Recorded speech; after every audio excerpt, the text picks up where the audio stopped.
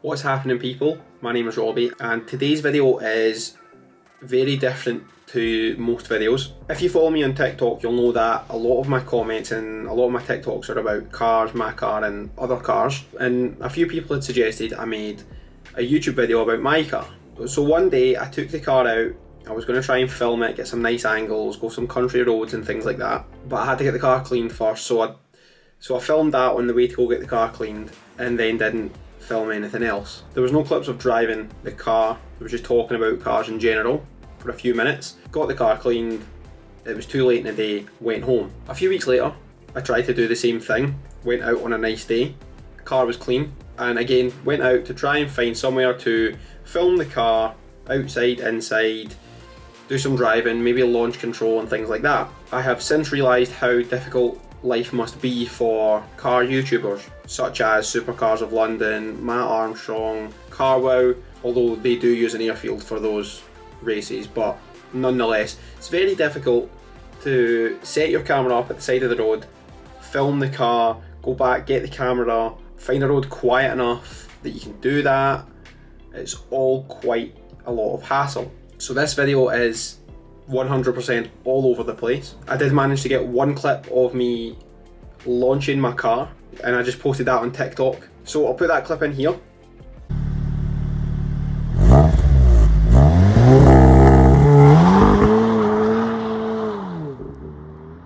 And that's the best footage I could get of my car, full stop. So I just thought I would include the little driving around part of the video that I'd filmed originally. Maybe you can laugh at it like I have because it's a complete disaster and nothing came of the actual video. But after that I'm going to go through all the cars that I've previously owned because people on TikTok seem to be interested in that, and I find it interesting hearing what cars people have driven before and if there's any stories behind them. So without any further delay, here is the failed attempt at a car vlog, and I will see you in about 5 minutes and we can talk about cars. Right, let's see if this works. Right, that is not a flattering angle.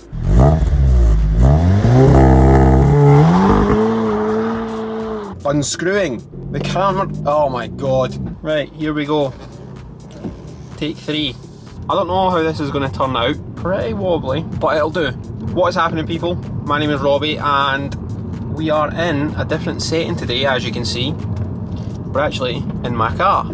So if you follow me on TikTok, you'll know that I post occasionally about my car and just cars in general, and a handful of people had mentioned to me that I should make a YouTube video about my car. I don't really have any particular plan for this video. I just turned the camera on in the car and I was going to go somewhere quiet, film the car, film the inside, the outside, what I like about the car, what I don't like about the car, and maybe launch the car or something like that. Then I got in the car and realised it was absolutely filthy. Frankie the puppy has annihilated this car, so I'm currently on the way to get it cleaned inside and out, so then we can actually make a video about the car. But before we begin, you know the drill. Before we go any further with this video, I'm going to need you to hit the like button and subscribe to the channel. This video is a bit of an experiment to test the waters and see if people like car content or they don't. I'm not trying to be Matt Watson from CarWow or Paul Wallace and Supercars of London, but if you are interested in cars, then I will post more car content. So this car is a 2015 Audi S3. There has been a bit of a debate online what the horsepower is. Some people reckon it's 296 brake horsepower, some people reckon it's 310. So we'll go with the conservative option and we'll say it's 296 brake horsepower. 0 to 60 in 4.7 seconds. And honestly, I love it. I love this car. One of the reasons I'm making this video is also because I will probably be getting rid of this car soon. I love it, it's super fun to drive, it looks good, it sounds nice, but I very rarely put it into sport. I almost never actually push it to its limit, which sort of defeats the purpose of having a relatively fast car. If you're not going to drive it fast, what's the point? So it's looking like I will probably be buying a larger car, potentially. There's a few options of cars I'm looking at. I'll pop up a few photos as I go. One of the options is the Mercedes GLC. Having the dog and the fact that he destroys the back seats, I started to think to myself, I could get a bigger car, I could get a crate in the back, a travel crate in the back, and get a bed sorted for him, and it means it doesn't destroy the car. I quite like the idea of having something big. I've never had a big car like that. So that's one of the options. One of the other options is a Tesla Model 3. I like the idea of getting a Model Y, but they're not available in the UK just yet. But I'm toying with the idea of getting a Model 3. I currently live in a flat at the minute, so charging the car would be an issue, but I am due to move into my new house anytime between September and November this year. And then I will have a driveway, so then I could get a charger installed on the outside of the house, just plug the car in at night. Doesn't really work in a flat, so that's another option. A third option is a Mercedes C-Class. The car I had previous to this one was a C-Class. It was a C200, and I would probably say I liked it more than this car, but it wasn't as fast. This one's more fun to drive, but the Mercedes just felt really nice. I would probably get the 3-door version, but like I say, in my old age at 27, I am less inclined to go for something very quick. Although the Tesla Model 3, it's not slow. It's not a slow car by any means. So like I said initially, I don't actually have a plan for what this video is actually going to be about. I'm really just driving and talking. That's my lane. I'm just pulling in to get the car cleaned just now, so I will check back in once it is nice and clean. Is that recording? Yes. So, since the last clip that you've seen, where I was taking the car to the car wash to get cleaned to film a video, it started to rain that day and the weather has been shocking ever since. So today seems to be a nice day. So we are picking up where we left off 3 weeks later. It's taken 3 weeks to film one video. So I am currently on the hunt for a nice quiet road to film the car, do some launch control and things like that. Only issue I have is it's 21 degrees just now, which is incredible in Scotland, and it's Bank Holiday Monday, and the camera's unscrewing. The camera, oh my god, this tripod. Well, here are my legs. I'm gonna have to pull up somewhere before this falls. And there it goes. Oh my god. Right, okay, so as you can see, pointless.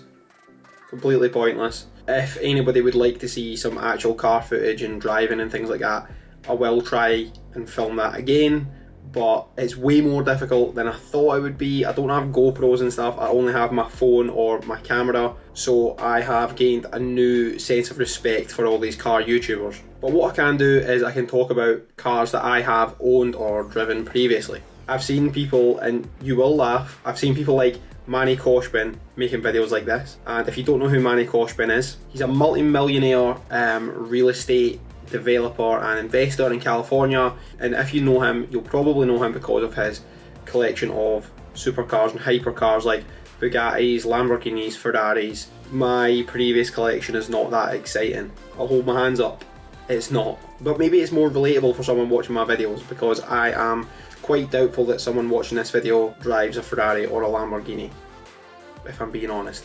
The pool of viewers is still quite small at the minute. So, car number one, a Rover 25. It was almost a champagne silvery colour. I have one photo which I've just shown, and the wheel is off because that was a regular occurrence, having problems with this car. This car wasn't my car, it was my mum's, and when I passed my driving test I was making around £670 per month working full time as an apprentice, so I couldn't afford a car, so my mum was kind enough to let me share her car so I could drive it to work. There was a few issues with the battery and things like that, and she said if I get all the issues fixed I can drive it whenever I like, which was perfect for me. So I drove that for, I think, probably about 9 months. I've no idea how much it cost, and the one story I do have about that is when I first got the car and I would drive around in it, I felt like a big shot because I had a car. I didn't have to walk to work anymore, I didn't have to get the bus, and I just loved driving everywhere.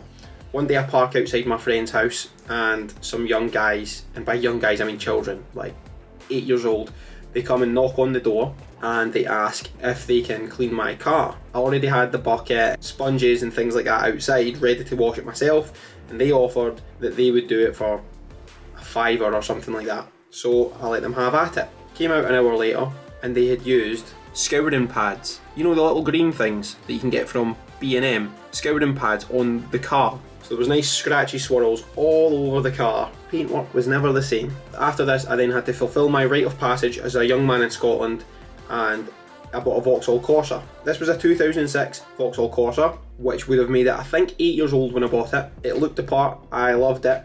It was way better than the Rover, although the heating didn't work. So I had to take it back to the place that I bought it from twice, and both times they claimed they fixed it and then it stopped working again. And a lot of the time I had to resort to keeping my windows down to stop the condensation building up on the inside of the car. Also not ideal. I had this car for about a year and then decided that I was too big time for a Corsa anymore. Ambitiously, I went into the Mercedes dealership to have a little nosy around and see what kind of cars they had and how much does a Mercedes cost. Can I afford that on finance? I have no idea. And I came out £1,200 lighter and ready to pick up my new car in 2 weeks. So the next car up was a Mercedes-Benz A180, which, as I'm sure you know, is like entry-level Mercedes, and I absolutely loved it. I can't even explain how much I enjoyed this car. At the time it was about a year old, and if I knew then what I knew now, I would have known that I should have just bought it brand new, because I bought the car and it cost me £290 per month on finance. But I then found out later that if I got a brand new one with the reversing camera and a few other upgrades, it would have cost me £320 a month. But I was paying a £30 per month service charge to cover the cost of servicing the car. The brand new one had free servicing for 3 years for an extra £30. Didn't even cross my mind. Jumped the gun, bought the car. So then once I had the A-Class, I was the coolest guy in town. There was a few times where I purposely decided not to drink on nights out with my friends, just to drive, because I preferred driving my car places than drinking, which was quite strange for me considering I would go out most weekends. I don't have that many pictures of the A-Class. I was absolutely obsessed with it and I felt like the dog's bollocks. I felt like I was the richest, coolest guy on the planet until I upgraded. So I believe this is most likely a sales tactic, but when I put the A-Class in for a service, you had the option of waiting for the car to be serviced or receiving a hire car for the day and then coming back and dropping it off later. So they gave me a C-Class. I drove the C-Class around for a day and I fell in love with it. I'd never driven an automatic before and I realised I didn't want to ever drive anything other than an automatic after this. So that started to play on my mind for a while, and before you know it, I was back in asking how much could I trade my A-Class in for. I want a C-Class, and I ended up with this bad boy. So this was a Mercedes C200 AMG line. The AMG line basically meant that I had the nice wheels, the AMG alloys, and that little silver front splitter thing at the front of the bumper. Listen to me pretending I know what I'm talking about with cars. But the main selling point of the Mercedes was the interior. The interior was an oxblood red leather interior with wood panelling on the centre console. So now I've upgraded from the A-Class feeling like I'm the coolest man in the world to seriously the coolest guy on the planet. This car was hands down my favourite car I've ever owned. Obviously because you've seen the previous cars and this one's just nicer than the rest. But even including my current car, I still prefer the C200. It was quicker than the A-Class, it felt really nice, it was very, very comfy. There is a reason why a lot of people like Mercedes and aspire to have a Mercedes. It was just top notch. I think this was around 200 horsepower, maybe 180, 190 horsepower, which felt pretty quick when you put it in sport, but the actual comfort of this car felt like you were driving around in a limousine. It was so nice. Like I mentioned in that little attempt at a car vlog, another C-Class is definitely on the list of contenders on what car I might get next. And then one day, because I have what I like to call shiny syndrome, and as soon as I see something shiny and new, I need that, and the old thing becomes boring, I got the idea in my head that I wanted something fast, and that's how I ended up with the S3. So the Audi S3 is a 2 litre turbo, 4-wheel drive, 300-ish horsepower, and it does 0 to 60 in 4.7 seconds. And it feels so quick. Not that I race people on the roads, but there has been occasions where particular people in particular cars, such as Fiesta STs, Corsa VXRs, Honda Civics, they like to try and race on the motorway and dual carriageways and at traffic lights, and apparently my car is like a red rag to a bull with them. I'm not saying I race back, but I definitely get to the speed limit quicker than they do, and I've found that people who have absolute blatantly obvious faster cars than mine's, which there are many, they don't care for racing at the traffic lights because they know that they've won the race. If a Ferrari pulls up next to me in my S3, the guy in the Ferrari is not going to try and race me because he knows he wins. What's the point? But it is fun for when people decide that they want to take off at the lights a bit quicker than usual. I will indulge up to 40 or 60 depending on the speed limit. But if you are looking for a relatively affordable fast car, I would recommend an S3. I also have a friend who bought an A35 at the same time as I got the S3, and they're pretty comparable in terms of speed and performance. That's another one I would probably recommend as well. The A35 is slightly more expensive because it's newer. You can't get one that's a 2015 like my S3, but I would definitely recommend getting an S3 if you're looking for something fast that isn't going to break the bank too much. And that is us up to present day. So I will most likely get a new car once I move into the new house later in this year, beginning of next year. I'm still not 100% sure what that'll be, but I'm sure I will make the effort to make a proper car video when I get a new car, whatever it may be. Unless this car video stuff is not interesting to anyone and no one cares, and that's fine. Disregard it, I won't make any more. But I hope you can at least laugh at my failed attempt at a car vlog, and if you have any interest in cars or any car related topics, let me know in the comments, and I am open to making the car content. I just might need to buy a GoPro or two because you've seen the result of me trying to make a car vlog. Not very good. But thank you as always for watching, and I promise next week will be a much better video than this complete mashup of random clips of video. I'm sorry.